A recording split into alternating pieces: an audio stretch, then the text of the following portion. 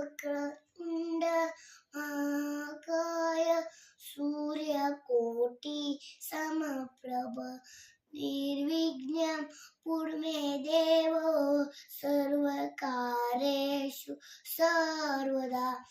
ॐ भूर्भुवस्सुः तत्सवितुर्वरेण्यं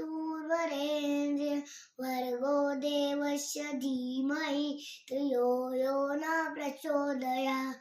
रामाय रामभद्राय रामचन्द्राय वेदसे रघुनाथाय नाथाय सीताय पतये नमः। सर्वेऽपि सुखिनः सन्तु सर्वे सन्तु निरामया सर्वे भद्राणि पश्यन्तु मा कश्चित् दुःखभाग्भवेत्।